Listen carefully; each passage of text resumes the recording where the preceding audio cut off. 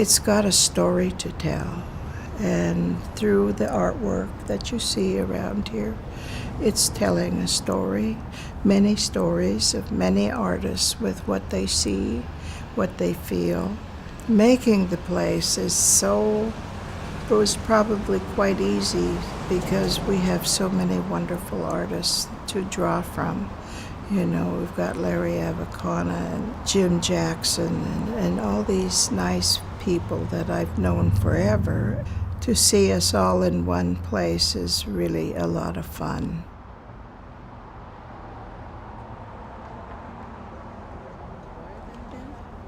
Yeah, was I? Okay, good. Yeah. Class of 2001, the same year my daughter graduated from the University of Oregon. So I went down and watched her graduate, and then she came up and watched me and Katie graduate in the park. We're cousins. Yeah, our mothers were sisters. Yeah. So it was kind of fun to do it in the park. It was a beautiful day. It was a beautiful day, and the That's girls the only came. way to graduate. Yeah. Or do a graduation ceremony. Yeah, it was nice. Especially at our age. We were 50. I started at 45 and graduated when I was 51, and she was 50 when she graduated. I started at 18. It was go and come, you know, it was, and there was not a lot of support services for, you know. But that was early on, because when I came in 98, there was a lot of different programs for newbies, you know, don't you think? I think so, yeah. Because we were meeting with Rose Hill. You remember Rose Hill? And Yeah, she was our friend. But she did so much to get the community to come here every month or every week to plan for the center. Yeah, So. she did. She got us all going.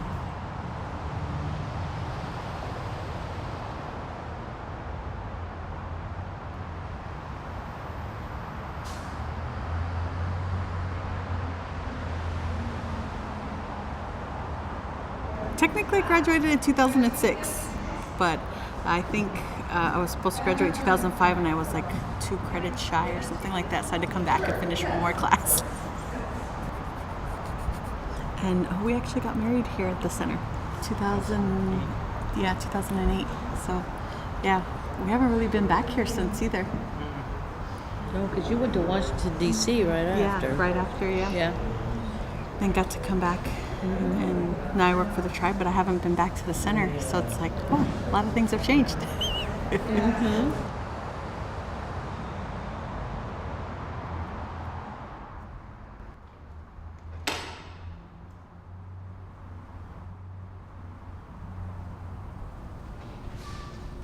And I had my baby 2015 and then graduated winter 2015. So definitely some fond memories being here, being super pregnant. Definitely the Native Center was the one place on campus where I felt it was okay to be pregnant and cool to be pregnant. So I was very grateful to be here and have a space where I could feel comfortable. So being an Indian woman and then being pregnant, it was a different experience for sure. So I was really grateful to have a space where I could come and be myself. And not feel like a weirdo for wearing cool earrings, you know? So that was great. I also would come to Smudge before my finals too, which was really Anything else that I can do? We don't have that much cooking, but I think if we think of anything. Get the salmon ready.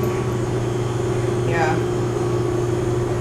Because this spread is almost ready to be placed down.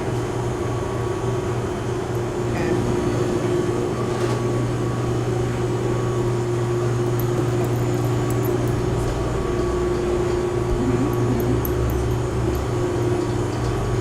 Savannah, if you leave it a swirl, it'll bake that way. When you cut it in, you could do a marble on top too after you do the mixing. You're right.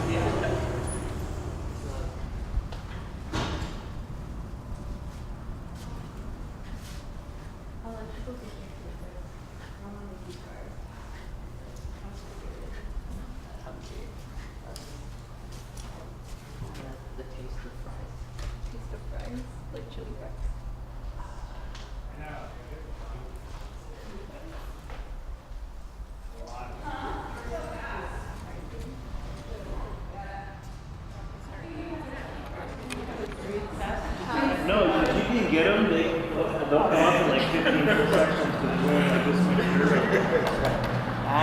But the rounds that are cut off of this tree, this is like 3 weeks ago, and I can still peel the bark off like it's brand new. That's good. That's good. So there's so much water in it. Like I mean, I've even been saving some of the bark for weaving. Oh, good. SILE. But I don't know how it's going to cure. I don't know how good it is for weaving. Have you separated it? Oh yeah. I just doubled it like it was cedar bark. It's probably gonna be great. Yeah, I have one strip that's probably like 8 feet long and yay wide. That's pretty nice, and then everything else is going to be probably about that long. You use it for all of this. Little mats, whatever. Yeah, it's beautiful material. I don't know, people were trying to talk to me about buying the logs, and I'm like, okay, come do it, because I'm not going to let this stuff sit in my yard for 6 months or something. Like I gotta How get big out is of the it. base? About 6 feet across.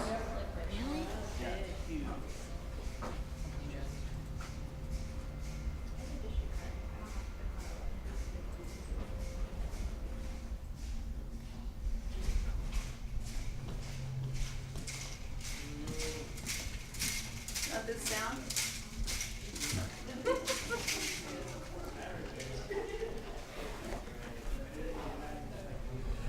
Okay, well, I started Portland State without really any direction, and I didn't know what I wanted to do, so at the time I would just kind of look through the schedule of classes and find things that I didn't know about and take classes in that, thinking like maybe this will be my calling, maybe this will be what I do. And I stumbled on engineering and decided I'd take that class, and I failed it. But at the end of it, I decided it was what I wanted to do, and I talked to the professor and tried to kind of get his advice, and he told me what I needed to do and how I would need to kind of buckle down. And I just basically, from that moment forward, started putting the plan together and going after my engineering degree. And one other really big, impactful moment in my life here at Portland State was when Rose Hill grabbed me.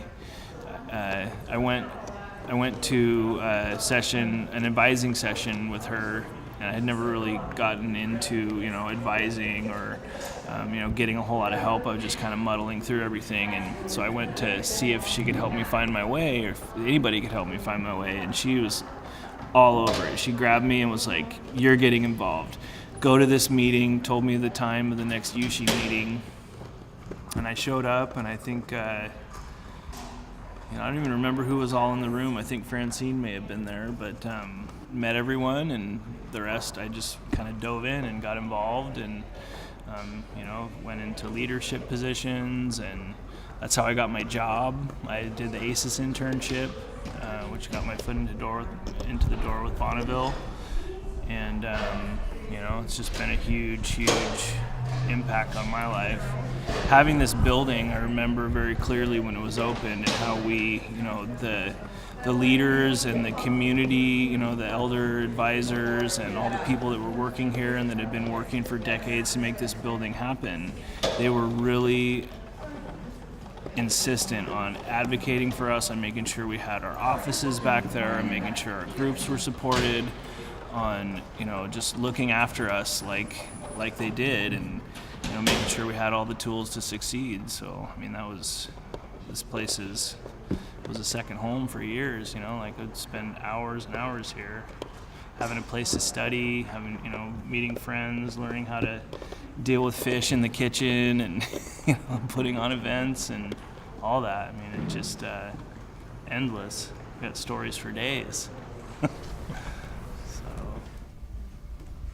Excuse me, you're good. But yeah, Do you still live in Tiger? not anymore. I moved. I did. Like right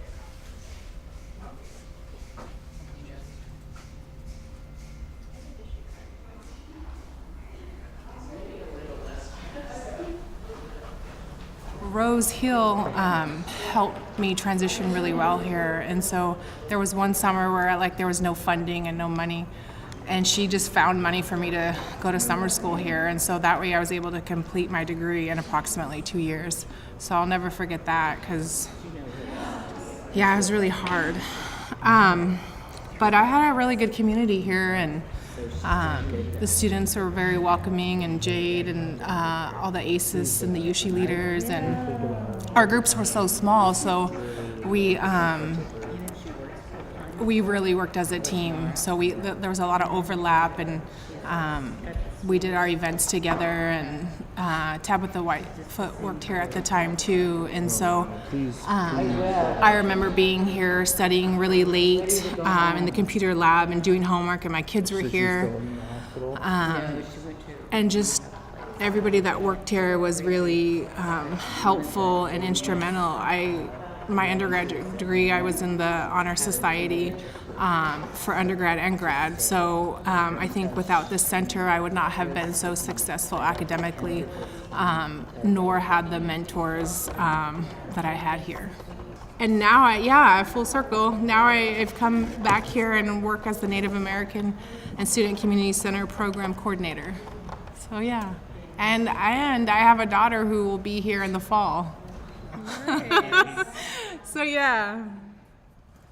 I didn't know that. Yeah, she got accepted into 3 colleges, and we decided for her to come here. Cool. So, yeah.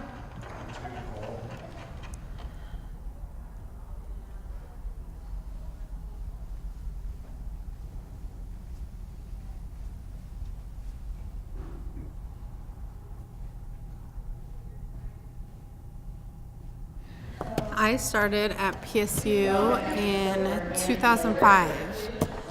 I think that was Francine was still here, Amber, Asa, Gayleen, and Tabitha Whitefoot and Rose Hill really pushed me to be involved with USHI and ACES. I would come for the quiet computer lab, quiet study areas.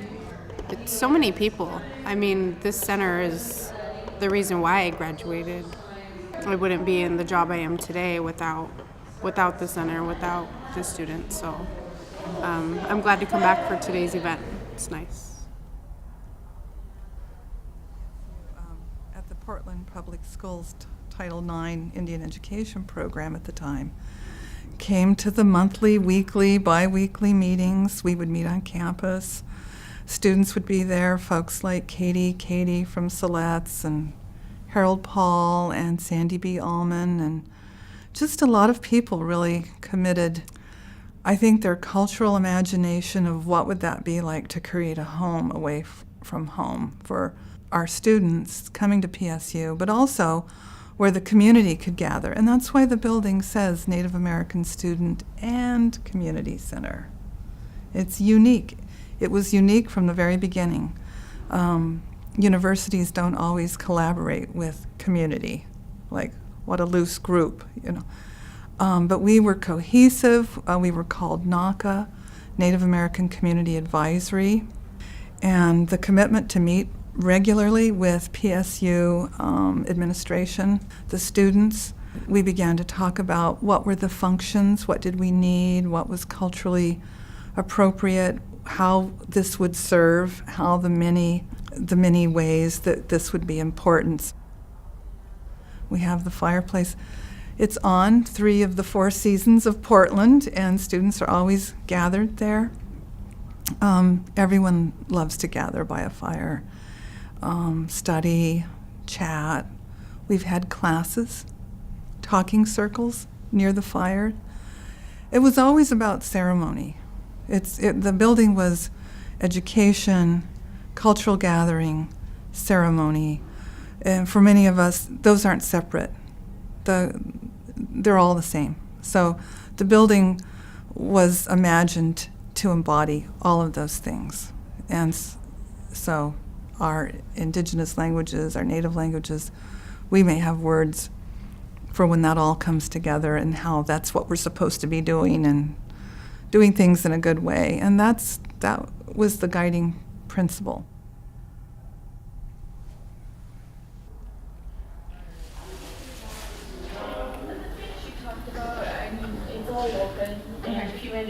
certain page numbers that we can flip to too and look at together, that works also. No, more talked generally. Then that's fine. Bigger things. That's fine.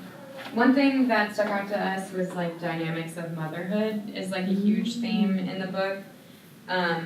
We noticed there's like a lot of different sort of models of mother. That was like the dominating, the maternal, and the absent.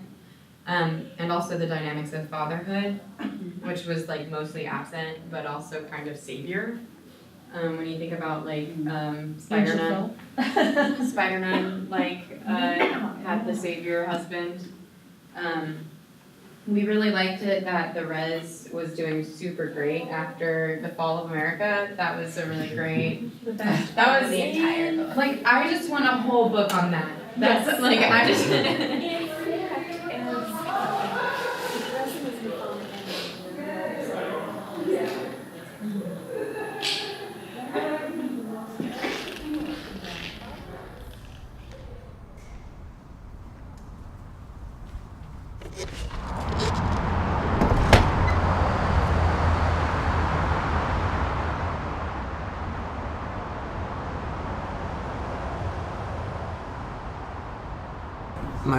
My focus in history is in public lands history and environmental history. I worked here up until a couple weeks ago when my work study ran out. And I've been here for several events and stuff. It's been a good community and a good way to find my to find a part of myself that I didn't know I had. Coming here and being around a group of other people that are native was something that I'd never experienced before, and it's really allowed me to discover a lot of things about myself that I didn't know before.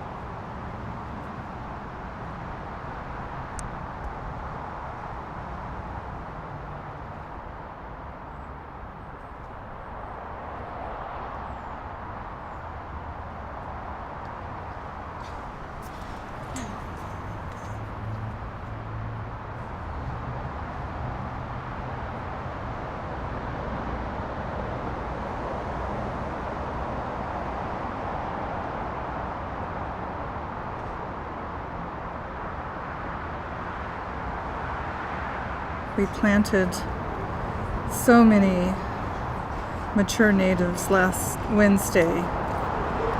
It was like 85 degrees up there. But it was great. We had blue elderberry, we got another Oregon grape, we got several flowering currants and camas and spirea, a couple of gooseberries, and it's always a treat to get new plants and put them in, but yeah, it's a lot of students help doing that. Kind of starting, you have to refresh it every once in a while.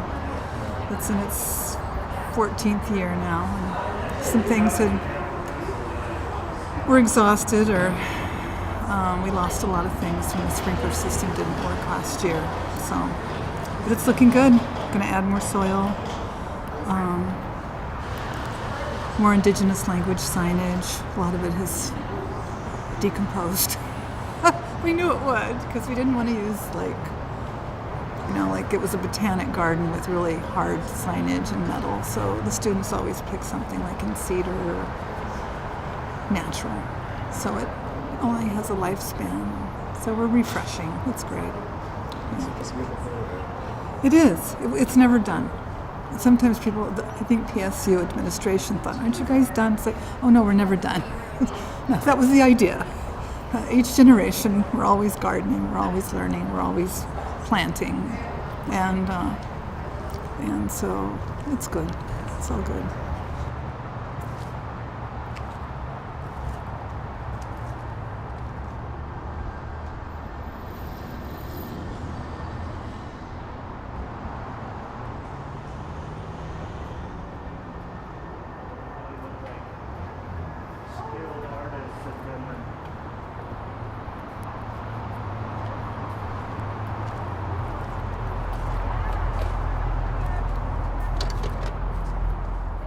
So I was president of ACES when we did the groundbreaking, and then we did the grand opening. So I actually got to speak at both events, and it's nice to see some of these ideas that we talked about before we even started, seeing it happen, like this marker system.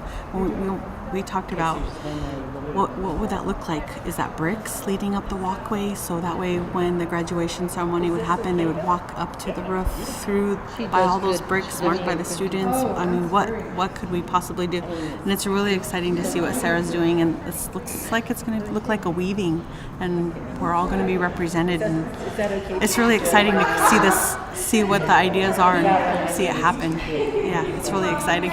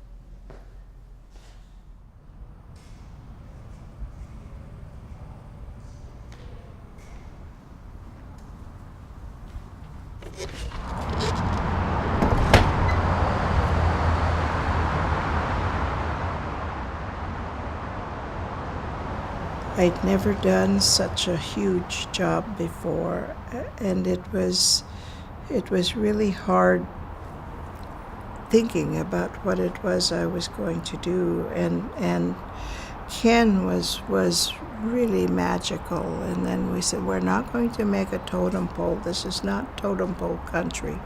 This is a marker. This is going to be a marker with the journey of the salmon, and it'll start with the eggs on the bottom. It shows the evolvement from the salmon egg, and as it goes up, it ends with the final dance, which is showing the male and female. And then in the center of it, there's abstract salmon reaching for the sky. And so I equated this with all the students at PSU, or anyone who views it as a journey, and that they are being watched over by She Who Watches, which I wanted to show on the student side that come into the building. And because we're all on journeys, and the students that come here, we don't really know what's going to really happen, but it's just one big family, and with the Native Center, it's just perfect, and that's what I keep seeing and keep coming back to. It's got a story to tell.